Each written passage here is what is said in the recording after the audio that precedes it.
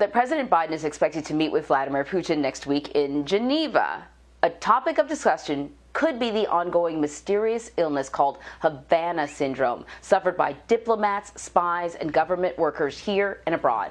Lawmakers are trying to determine if the brain injuries from the affliction could be caused by energy waves from devices used to extract information from cell phones and other electronics, and whether adversaries like Russia could potentially weaponize this effect. So Olivia Gazis has been following this story for us and is here to discuss. So we sort of reminded people a little bit about this. This is this sort of illness that resulted in like headaches and dizziness and other kind of brain-related symptoms. It initially started with diplomats that were in Havana in Cuba, but then it popped up in other places like China as well. And then other diplomats from other countries, Canadian diplomats, also said that they had suffered these long-term side effects of we don't know what. So the Senate passed a bill this week offering financial support for victims of this mysterious illness. What does the legislation do?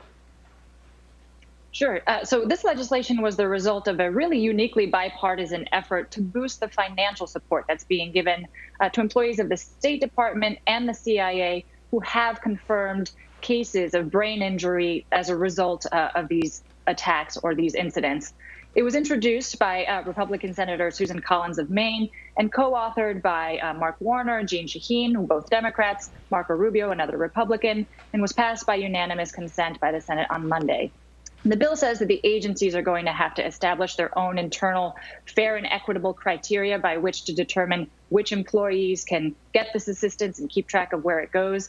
But injured personnel are really, really grateful for it because many of them have paid out of pocket in trying to get diagnostic and medical care for these symptoms in the intervening years. So this is really a meaningful step forward in getting them some financial assistance and making them a little bit more whole.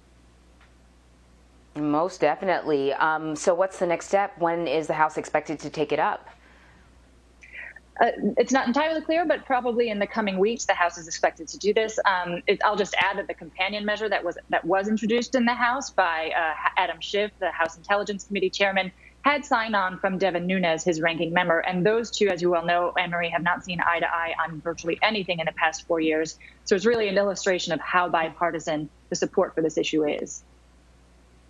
Geez, even this.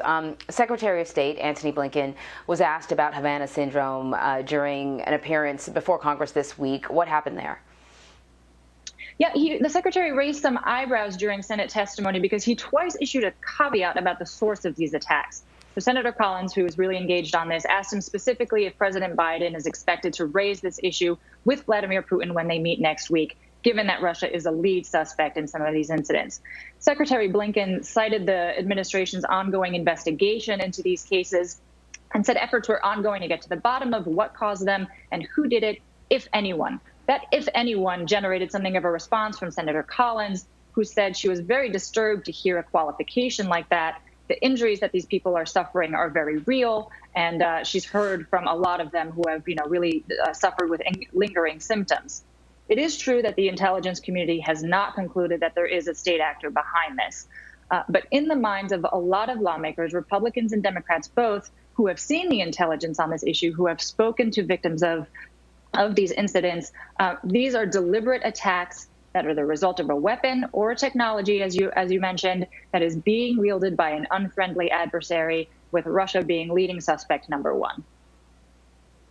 Yeah, because I was going to say what the Senate bill also does for the victims is let them know that, the United States government is taking them seriously, that it believes that this is a legitimate thing and that they suffered it while they were working, And so to hear somebody in the administration put that caveat in, I understand why it gave some lawmakers pause. So did he actually answer the question as to whether or not President Biden would be bringing this up with Putin?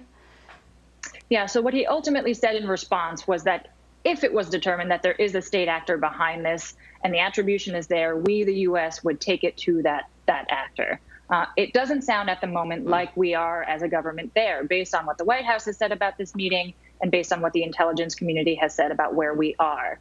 This specific issue is unlikely, I think, to be raised just because there is this ongoing intelligence review and there isn't this smoking gun evidence as of yet that we can point to and say, Russia, you're the culprit, cut it out.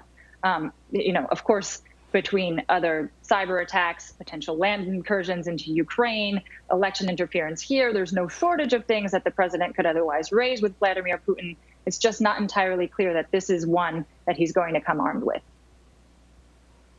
And you mentioned that the victims are grateful that this legislation is sort of working its way from the Senate, hopefully to the House. Have you heard anything more from victims of this Havana Syndrome?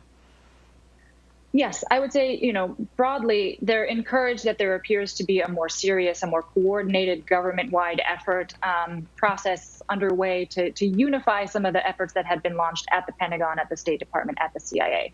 I did speak to some U.S. officials who are tracking this closely yesterday, who said that there is some building frustration among State Department personnel in particular, because that department is not being quite as responsive to or quite as accommodating of victims as they would like. There is a senior diplomat there overseeing the efforts. The department is expected to launch a program where they will take baseline medical information of employees who are going out into the field, so they have a sort of before and after comparison of any sort of cognitive effects that they may suffer while out there. But what I'm told is, compared to the efforts that had been stood up at the Pentagon and at the CIA, there are still concerns that the State Department is not taking this quite as seriously as it needs to be, and victims are still feeling a little bit frustrated on that front. Nobody is denying that this is a super thorny issue, technically, medically, geopolitically, but some of these victims have been suffering for years. Some have had family members affected. Some have had children affected. So even if it's thorny, the solutions and responses from the U.S. government really can't come soon enough. Yeah, I can totally understand that. Olivia, thank you very much. Thanks, Anne-Marie.